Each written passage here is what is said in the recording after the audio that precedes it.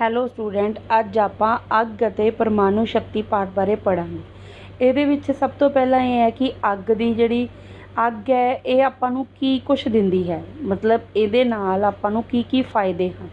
ਪਰਮਾਣੂ ਸ਼ਕਤੀ ਹੈ ਕਿਸ ਤਰ੍ਹਾਂ ਬਣਦੀ ਹੈ। ਅੱਗ ਹੈ ਜਿਹੜਾ ਮਨੁੱਖ ਦੀ ਉਪਯੋਗੀ ਅਤੇ ਵਫਾਦਾਰ ਸੇਵਿਕਾ ਹੈ। ਵੀ ਅੱਗ ਹੈ ਜਿਹੜਾ ਮਨੁੱਖ ਲਈ ਬਹੁਤ ਜ਼ਿਆਦਾ ਉਪਯੋਗੀ ਹੈ ਅਤੇ ਇੱਕ ਵਫਾਦਾਰ ਸੇਵਿਕਾ ਦਾ ਕੰਮ ਕਰਦੀ ਹੈ। ਇਸ ਨਾਲ ਤੁਸੀਂ ਕੀ ਕਰਦੇ ਹੋ, ਖਾਣਾ ਬਣਾਉਂਦੇ ਹੋ, ਸਰਦੀਆਂ ਵਿੱਚ ਆਪਣਾ ਘਰ ਹੈ ਜਿਹੜਾ ਨਿੱਘਾ ਕਰਦੇ ਹੋ, ਮਤਲਬ ਗਰਮ ਕਰਦੇ ਹੋ। ਇਸ ਤੋਂ ਕਾਫੀ ਭਾਫ ਵੀ ਬਣਦੀ ਹੈ ਜਿਸ ਨਾਲ ਜਿਹੜੇ ਇੰਜਨ ਚੱਲਦੇ ਹਨ ਜੋ ਉਦਯੋਗਾਂ ਨੂੰ ਸ਼ਕਤੀ ਦਿੰਦੇ ਹਨ, ਭਾਵ ਊਰਜਾ ਦਿੰਦੇ ਹਨ। ਇਸ ਦੇ ਨਾਲ ਕੀ ਹੁੰਦਾ ਹੈ, ਉਹ ਇੰਜਨ ਚੱਲਦੇ ਹਨ ਜਿਹੜੇ ਬਿਜਲੀ ਦੇ ਜਨਰੇਟਰਾਂ ਨੂੰ ਘੁਮਾਉਂਦੇ ਹਨ, ਜਿਨ੍ਹਾਂ ਨਾਲ ਸਾਡੀ ਜ਼ਿਆਦਾਤਰ ਬਿਜਲੀ ਪੈਦਾ ਹੁੰਦੀ ਹੈ। ਅੱਗ ਦੇ ਇਹ ਹਜ਼ਾਰਾਂ ਕੰਮ ਹੁੰਦੇ ਹਨ, ਉਦਯੋਗਾਂ ਵਿੱਚ ਇਹ ਹਜ਼ਾਰਾਂ ਕੰਮਾਂ ਵਿੱਚ ਆਉਂਦੀ ਹੈ। ਅੱਗ ਦਾ ਇੱਕ ਵਿਸ਼ੇਸ਼ ਰੂਪ ਹੈ ਜਿਸ ਵਿੱਚ ਜਵਾਲਾ ਛੇਤੀ ਛੇਤੀ ਘਟਦੀ ਵੱਧਦੀ ਰਹਿੰਦੀ ਹੈ। ਸਾਡੀਆਂ ਮੋਟਰਾਂ, ਟਰੱਕਾਂ, ਟਰੈਕਟਰਾਂ, ਡੀਜ਼ਲ ਗੱਡੀਆਂ ਅਤੇ ਹਵਾਈ ਜਹਾਜ਼ਾਂ ਦੇ ਗੈਸੋਲੀਨ ਅਤੇ ਤੇਲ ਨਾਲ ਇੰਜਨਾਂ ਦੀ ਸ਼ਕਤੀ ਲਈ ਪੈਦਾ ਕਰਦਾ ਹੈ। ਹੋਰ ਕੀ ਕੁਛ ਕਰਦਾ ਆ। ਕਾਰਖਾਨਿਆਂ ਵਿੱਚ ਪੈਦਾ ਹੋਣ ਵਾਲੀਆਂ ਜਿੰਨੀਆਂ ਵੀ ਚੀਜ਼ਾਂ ਹਨ, ਜਿਵੇਂ ਭੋਜਨ, ਕੱਪੜਾ, ਬਿਜਲੀ, ਮਕਾਨ ਬਣਾਉਣ ਦਾ ਸਮਾਨ, ਪੁਸਤਕਾਂ, ਮੋਟਰਾਂ, ਬਿਜਲੀ ਘਰਾਂ ਦੀਆਂ ਮਸ਼ੀਨਾਂ, ਉਹਨਾਂ ਵਿੱਚ ਸ਼ਾਇਦ ਕੋਈ ਅਜਿਹਾ ਹੋਵੇਗਾ ਜਿਸ ਨੂੰ ਬਣਾਉਣ ਲਈ ਤੁਹਾਡੇ ਤੱਕ ਪਹੁੰਚਣ ਲਈ ਅੱਗ ਤੋਂ ਮਦਦ ਨਾ ਲਈ ਗਈ ਹੋਵੇ। ਮਤਲਬ ਅੱਗ ਇਹਨਾਂ ਸਾਰੀਆਂ ਚੀਜ਼ਾਂ ਨੂੰ ਬਣਾਉਣ ਵਿੱਚ ਬਹੁਤ ਜ਼ਿਆਦਾ ਮਦਦ ਕਰਦਾ ਹੈ। ਪਰ ਵਿਗਿਆਨੀ ਅੱਗ ਦੇ ਬਾਰੇ ਵਿੱਚ ਇਹ ਕਹਿੰਦੇ ਹਨ ਕਿ ਸਾਡੀ ਜਿਹੜੀ ਸਭਿਅਤਾ ਹੈ ਉਸ ਨੂੰ ਜਿੰਦਾ ਰੱਖਣ ਲਈ ਜ਼ਰੂਰੀ ਗਰਮੀ ਅਤੇ ਊਰਜਾ ਪੈਦਾ ਕਰਨ ਵਾਲਾ ਇਹ ਫਜ਼ੂਲ ਖਰਚੀ ਸਾਧਨ ਹੈ। ਕਾਰਨ ਕੀ ਹੈ ਕਿ ਜਲਾਉਣ ਵਾਲੇ ਜਿਹੜੇ ਇੰਧਨ ਵਿੱਚ ਜੋ ਊਰਜਾ ਅਤੇ ਸ਼ਕਤੀ ਜਮ੍ਹਾਂ ਹੁੰਦੀ ਹੈ ਉਸ ਦੇ 8ਵੇਂ ਹਿੱਸੇ ਤੋਂ ਵੀ ਘੱਟ ਅੱਗ ਬਾਲਣ ਵਿੱਚ ਕੰਮ ਆਉਂਦੀ ਹੈ। ਵੀ ਜਿਹੜਾ ਆਪਾਂ ਬਾਲਣ ਦੇ ਰੂਪ ਵਿੱਚ ਇਸ ਨੂੰ ਪ੍ਰਯੋਗ ਕਰਦੇ ਹਾਂ। ਇੰਝ ਲੱਗਦਾ ਹੈ ਕਿ ਇਹ ਅਨੋਖੀਆਂ ਗੱਲਾਂ ਹੁਣ ਸ਼ੁਰੂ ਹੋਣ ਹੀ ਵਾਲੀਆਂ ਹਨ। ਕੁਝ ਪੌਂਡ ਇੰਧਨ ਨਾਲ ਕਈ ਮਹੀਨੇ ਚੱਲ ਸਕਣ ਵਾਲੀਆਂ ਪਣਡੁੱਬੀਆਂ ਜਿਹੜੀਆਂ ਸਮੁੰਦਰ ਦੇ ਅੰਦਰ ਚੱਲਦੀਆਂ ਹਨ ਉਹ ਸ਼ੁਰੂ ਹੋ ਚੁੱਕੀਆਂ ਹਨ। ਮਤਲਬ ਇੰਧਨ ਦੇ ਨਾਲ ਉਹ ਚੱਲਦੀਆਂ ਹਨ, ਜਿਹੜਾ ਆਪਾਂ ਬਾਲਣ ਯੂਜ਼ ਕਰਦੇ ਹਾਂ ਇੰਧਨ, ਉਹਦੇ ਨਾਲ ਜਿਹੜੀਆਂ ਸਮੁੰਦਰ ਵਿੱਚ ਪਣਡੁੱਬੀਆਂ ਨੇ ਉਹ ਚੱਲਣੀਆਂ ਸ਼ੁਰੂ ਹੋ ਗਈਆਂ। ਹੁਣ ਇੰਧਨ ਦਾ ਜਿਹੜਾ ਪ੍ਰਯੋਗ ਹੈ ਕਰਨ ਲਈ ਇਹ ਨਵੀਂ ਪ੍ਰਣਾਲੀ ਵੱਡੇ ਵੱਡੇ ਜਹਾਜ਼ਾਂ ਅਤੇ ਹਵਾਈ ਜਹਾਜ਼ਾਂ 'ਤੇ ਵੀ ਲਾਗੂ ਹੋ ਜਾਂਦੀ ਹੈ। ਇਸ ਦੇ ਦੁਆਰਾ ਮਕਾਨ ਗਰਮ ਕਰਨ ਅਤੇ ਰੇਲ ਦੇ ਇੰਜਨ ਅਤੇ ਮੋਟਰਾਂ ਚਲਾਉਣ ਦੀ ਚਰਚਾ ਵੀ ਚੱਲ ਰਹੀ ਹੈ। ਬਿਜਲੀ ਪੈਦਾ ਕਰਨ ਵਾਲੇ ਨਵੇਂ ਕਾਰਖਾਨੇ ਵੀ ਇਸ ਵਿਧੀ ਦੁਆਰਾ ਹੀ ਚੱਲ ਰਹੇ ਹਨ। ਤੁਸੀਂ ਸਮਝ ਗਏ ਹੋਵੋਗੇ ਕਿ ਅਸੀਂ ਜਿਸ ਨਵੀਂ ਪ੍ਰਣਾਲੀ ਦੀ ਗੱਲ ਕਰ ਰਹੇ ਹਾਂ ਉਸ ਨੂੰ ਕੀ ਕਹਿੰਦੇ ਹਨ, ਪਰਮਾਣੂ ਊਰਜਾ ਜਾਂ ਪਰਮਾਣੂ ਸ਼ਕਤੀ। ਮਤਲਬ ਅੱਗ ਦੇ ਜਿਹੜੇ ਇਹ ਨਵੇਂ ਪ੍ਰਯੋਗ ਕੀਤੇ ਜਾ ਰਹੇ ਹਨ ਇਹਨਾਂ ਨੂੰ ਆਪਾਂ ਕੀ ਕਹਿ ਦਾਂਗੇ, ਪਰਮਾਣੂ ਊਰਜਾ ਜਾਂ ਪਰਮਾਣੂ ਸ਼ਕਤੀ ਕਹਿੰਦੇ। ਅਸੀਂ ਸਾਰਿਆਂ ਨੇ ਪਰਮਾਣੂ ਦਾ ਨਾਂ ਤਾਂ ਸੁਣਿਆ ਹੀ ਹੈ ਕਿ 20ਵੀਂ ਸਦੀ ਦੇ ਅੱਜ ਦੇ ਯੁੱਗ ਵਿੱਚ ਅਸੀਂ ਪਰਮਾਣੂ ਯੁੱਗ ਆਖਦੇ ਹਾਂ। ਸਾਨੂੰ ਪਰਮਾਣੂ ਦੇ ਬਾਰੇ ਕੁਝ ਜ਼ਰੂਰ ਜਾਣਕਾਰੀ ਹੋਣੀ ਚਾਹੀਦੀ ਹੈ। ਕਿਸ ਤਰ੍ਹਾਂ ਕਿ ਇਕੱਲੇ ਇੱਕ ਪਰਮਾਣੂ ਨੂੰ ਦੇਖਣ ਲਈ ਕੋਸ਼ਿਸ਼ ਕਰਨ ਵਾਲੇ ਆਦਮੀਆਂ ਨੂੰ ਇੰਝ ਸਮਝਣਾ ਚਾਹੀਦਾ ਹੈ ਕਿਵੇਂ ਜਿਵੇਂ ਸਮੁੰਦਰ ਦੇ ਕਈ ਮੀਲ ਉੱਪਰ ਉੱਡਦਾ ਹੋਇਆ ਸਮੁੰਦਰ ਵਿੱਚ ਪਾਣੀ ਦੀ ਇੱਕੋ ਇੱਕ ਬੂੰਦ ਦੇਖਣ ਦੀ ਕੋਸ਼ਿਸ਼ ਕਰ ਰਿਹਾ ਹੈ, ਉਸ ਨੂੰ ਪਾਣੀ ਦੀਆਂ ਬਹੁਤ ਸਾਰੀਆਂ ਇਕੱਠੀਆਂ ਬੂੰਦਾਂ ਦਾ ਸਮੂਹ ਦਿਖਾਈ ਦੇਵੇਗਾ। ਮਤਲਬ ਜਿਹੜੇ ਦੇਖਣ ਦੀ ਤਾਂ ਕੋਸ਼ਿਸ਼ ਕਰੇ ਇੱਕ ਬੂੰਦ ਨੂੰ, ਪਰ ਉਹਨੂੰ ਬਹੁਤ ਸਾਰੀਆਂ ਜਿਹੜੀਆਂ ਬੂੰਦਾਂ ਦਾ ਜਿਹੜਾ ਸਮੂਹ ਹੈ ਉਹ ਵਿਖਾਈ ਦੇਗਾ ਇਹਦੇ ਵਿੱਚ, ਪਰ ਪਾਣੀ ਦੀ ਇੱਕੋ ਇੱਕ ਬੂੰਦ ਨਹੀਂ ਦੇਖ ਸਕਦਾ। ਇਸ ਤਰ੍ਹਾਂ ਬਹੁਤ ਕੁਝ ਅਸੀਂ ਬਹੁਤ ਸਾਰੇ ਪਰਮਾਣੂ ਦੇ ਮਿਲਣ ਤੋਂ ਬਿਨਾਂ ਰੇਤ ਦਾ ਇੱਕ ਕਣ ਹੁੰਦਾ ਜਾਂ ਪਾਣੀ ਦੀ ਇੱਕ ਬੂੰਦ ਦੇਖ ਸਕਦੇ ਹਾਂ। ਪਰ ਅੱਜ ਕੱਲ੍ਹ ਦਾ ਜਿਹੜਾ ਵਿਗਿਆਨ ਦੇ ਕੋਲ ਕੋਈ ਅਜਿਹੀਆਂ ਵਿਧੀਆਂ ਨਹੀਂ ਹਨ ਜਿਸ ਨਾਲ ਉਹ ਪਾਣੀ ਦੀ ਬੂੰਦ ਨੂੰ ਇੰਨਾ ਜ਼ਿਆਦਾ ਫੈਲਾ ਦੇਵੇ ਕਿ ਉਹ ਇਕੱਲਾ ਪਰਮਾਣੂ ਦਿਸਣ ਲੱਗ ਜਾਏ। ਮਤਲਬ ਜਿਹੜੇ ਪਰਮਾਣੂ ਤੋਂ ਬਣਦੇ ਉਹ ਦਿਸਣ ਨਹੀਂ ਲੱਗ ਸਕਦੇ। ਇਹ ਪਰਮਾਣੂ ਬਹੁਤ ਛੋਟੇ ਹੁੰਦੇ ਹਨ। ਸਿਰਫ ਇੱਕ ਬੂੰਦ ਪਾਣੀ ਵਿੱਚ ਲਗਭਗ 3300 ਸੰਖ ਪਰਮਾਣੂ ਹੁੰਦੇ ਹਨ। 3300 ਸੰਖ ਪਰਮਾਣੂ ਹੁੰਦੇ ਹਨ। ਇਹ ਸੰਖਿਆ 3300 ਦੇ ਬਾਅਦ 18 ਸਿਫਰਾਂ ਲਗਾ ਕੇ ਲਿਖੀ ਜਾ ਸਕਦੀ ਹੈ। ਸੋਚੋ ਕਿ ਜੇਕਰ ਤੁਹਾਨੂੰ ਇੱਕ ਪਰਮਾਣੂ ਗਿਣਨ ਵਿੱਚ 1 ਸੈਕਿੰਡ ਲੱਗੇ ਤਾਂ ਇਸ ਦੇ ਸਾਰੇ ਪਰਮਾਣੂਆਂ ਨੂੰ ਦਿਨ ਰਾਤ ਗਿਣਦੇ ਰਹਿਣਾ ਕਿੰਨਾ ਸਮਾਂ ਲੱਗੇਗਾ। ਨੈਕਸਟ ਆ ਜਾਂਦਾ ਕਿ ਇਸ ਤੋਂ ਜਿਹੜਾ ਛੋਟਾ ਹੋਣ ਦੇ ਨਾਲ ਵੀ ਇਹ ਸਾਡੇ ਕੋਲ ਅਜਿਹਾ ਯੰਤਰ ਹੈ ਕਿ ਚਾਹੇ ਚੰਗੇ ਤੋਂ ਚੰਗੇ ਮਾਈਕਰੋਸਕੋਪ ਤੋਂ ਵੀ ਵੱਧ ਸ਼ਕਤੀਸ਼ਾਲੀ ਹੈ। ਇਸ ਦਾ ਪ੍ਰਯੋਗ ਕਰਕੇ ਅਸੀਂ ਪਰਮਾਣੂ ਦਾ ਕਾਫੀ ਸਪਸ਼ਟ ਚਿੱਤਰ ਆਪਣੇ ਮਨ ਵਿੱਚ ਬਣਾ ਸਕਦੇ ਹਾਂ। ਵੀ ਅਸੀਂ ਕਲਪਨਾ ਕਰ ਸਕਦੇ ਹਾਂ ਕਿ ਇਹ ਕਿੱਡਾ ਵੱਡਾ ਹੋ ਸਕਦਾ ਹੈ। ਇਹਦੀ ਜਿਹੜੀ ਬਣਾਵਟ ਦੀ ਜਾਂਚ ਕੀਤੀ ਜਾ ਸਕਦੀ ਹੈ। ਸਭ ਤੋਂ ਪਹਿਲਾਂ ਸਭ ਤੋਂ ਸਰਲ ਰੂਪ ਵਿੱਚ ਪਰਮਾਣੂ ਹਾਈਡਰੋਜਨ ਦੇ ਪਰਮਾਣੂ ਦੀ ਜਾਂਚ ਕੀਤੀ ਜਾਣੀ ਚਾਹੀਦੀ ਹੈ। ਜਿਹੜਾ ਹਾਈਡਰੋਜਨ ਗੈਸ ਤੋਂ ਪਰਮਾਣੂ ਬਣਦਾ ਹੈ ਉਹਦੀ ਜਾਂਚ ਕੀਤੀ ਜਾਣੀ ਚਾਹੀਦੀ ਹੈ। ਹਾਈਡਰੋਜਨ ਇੱਕ ਗੈਸ ਹੈ ਜੋ ਬਾਕੀ ਗੈਸਾਂ ਨਾਲੋਂ ਹਲਕੀ ਹੁੰਦੀ ਹੈ।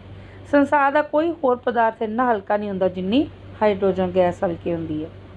ਹਾਈਡਰੋਜਨ ਪਰਮਾਣੂ ਦਾ ਕੇਂਦਰ ਇੱਕ ਇਕੱਲੇ ਕਣ ਤੋਂ ਬਣਿਆ ਹੁੰਦਾ ਹੈ ਜੋ ਪ੍ਰੋਟਾਨ ਅਖਵਾਉਂਦਾ ਹੈ। ਇਹ ਬੱਚੇ ਸਾਇੰਸ ਵਿਗਿਆਨ ਦੇ ਨਾਲ ਰਿਲੇਟਿਡ ਹੈ। ਪ੍ਰੋਟਾਨ, ਹਾਈਡਰੋਜਨ, ਇਲੈਕਟ੍ਰੋਨ, ਠੀਕ ਹੈ ਜੀ।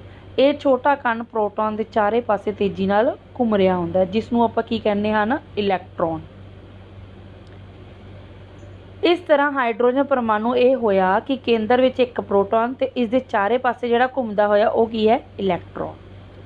ਇਸ ਤੋਂ ਅੱਗੇ ਅਸੀਂ ਕੁਝ ਨਹੀਂ ਕਹਿ ਸਕਦੇ ਕਿ ਸਾਡੇ ਸਾਹਮਣੇ ਸੰਸਾਰ ਵਿੱਚ ਮਹਾਨ ਭੇਦ ਬਿਜਲੀ ਦੀ ਬੁਝਾਰਤ ਆ ਜਾਂਦੀ ਹੈ ਕਿ ਬਿਜਲੀ ਕਿੱਥੋਂ ਪੈਦਾ ਹੁੰਦੀ।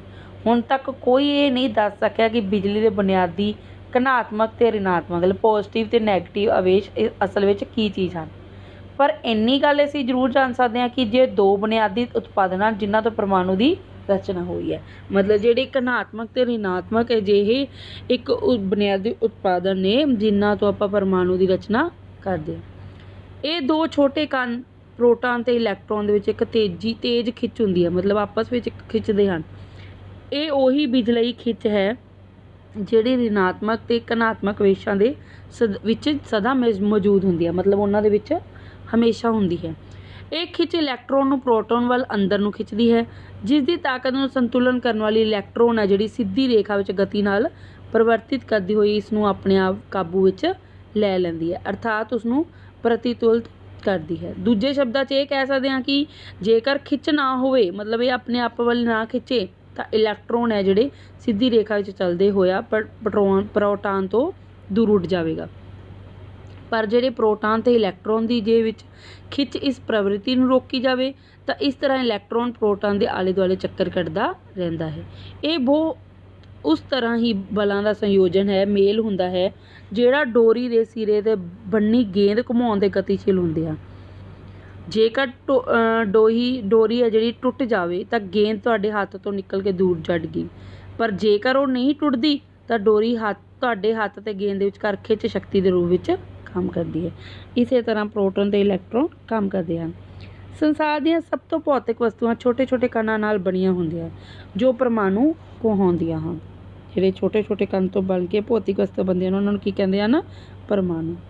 ਹਾਈਡਰੋਜਨ ਦਾ ਪਰਮਾਣੂ ਦੋ ਬਿਜਲੀ ਕਣਾਂ ਇੱਕ ਪ੍ਰੋਟਾਨ ਤੇ ਇਲੈਕਟ੍ਰੋਨ ਦਾ ਬਣਿਆ ਹੁੰਦਾ ਹੈ। ਇਹ ਸੀ ਬੱਚੇ ਪਾਠ। ਅੱਗੇ ਆ ਗਿਆ ਬੁੱਕ ਵਰਕ। ਸਭ ਤੋਂ ਪਹਿਲਾਂ ਬਹੁ ਵਿਕਲਪੀ ਪ੍ਰਸ਼ਨ। ਮਨੁੱਖ ਦੀ ਉਪਯੋਗੀ ਤੇ ਵਫਾਦਾਰ ਸੇਵਿਕਾ ਕੌਣ ਹੈ? ਅੱਗ।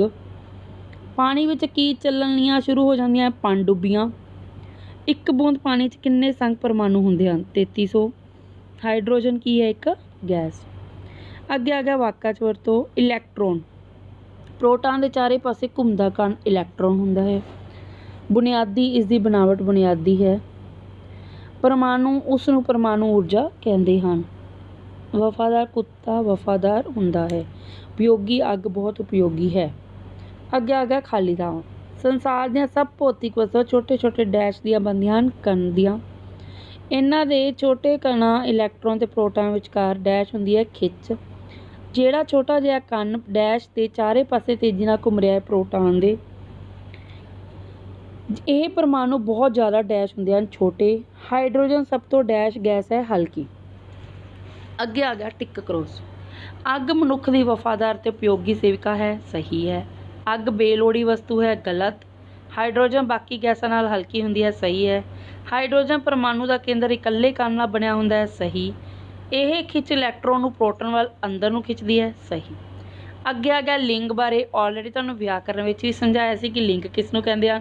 ਜਿਸ ਤੋਂ ਜਿਹੜੇ ਸ਼ਬਦਾਂ ਤੋਂ ਆਪਾਂ ਨੂੰ ਪੁਰਸ਼ ਤੇ ਇਸਤਰੀ ਦਾ ਭੇਦ ਗਿਆਨ ਹੁੰਦਾ ਉਸ ਨੂੰ ਲਿੰਗ ਕਹਿੰਦੇ ਹਨ। ਪੁਲਿੰਗ ਉਹਨੂੰ ਕਹਿੰਦੇ ਹਨ। ਅੱਗੋਂ ਇਹਦੇ ਦੋ ਭੇਦ ਹਨ, ਪੁਲਿੰਗ ਤੇ ਇਸਤਰੀ ਲਿੰਗ। ਪੁਲਿੰਗ ਹੁੰਦਾ ਜਿਸ ਵਿੱਚ ਆਪਾਂ ਨੂੰ ਪੁਰਸ਼ ਦਾ ਗਿਆਨ ਹੁੰਦਾ ਹੈ, ਜਿਵੇਂ ਤੇਲੀ, ਦਰਜੀ, ਰਿੱਛ, ਠੀਕ ਹੈ, ਲੜਕਾ, ਹਾਥੀ, ਇਹ ਸਾਰੇ ਪੁਲਿੰਗ ਸ਼ਬਦ। ਇਸਤਰੀ ਲਿੰਗ ਜਿਸ ਤੋਂ ਇਸਤਰੀ ਰੂਪ ਦਾ ਪਤਾ ਚੱਲਦਾ ਉਸ ਨੂੰ ਇਸਤਰੀ ਲਿੰਗ, ਜਿਵੇਂ ਤੇਲੀ ਦਾ ਤੇਲਣ, ਦਰਜੀ ਦਾ ਦਰਜਨ, ਰਿੱਛ ਦਾ ਰਿੱਛਣੀ, ਲੜਕਾ ਦਾ ਲੜਕੀ, ਹਾਥੀ ਦਾ ਹੱਥਣੀ, ਇਸ ਤਰ੍ਹਾਂ।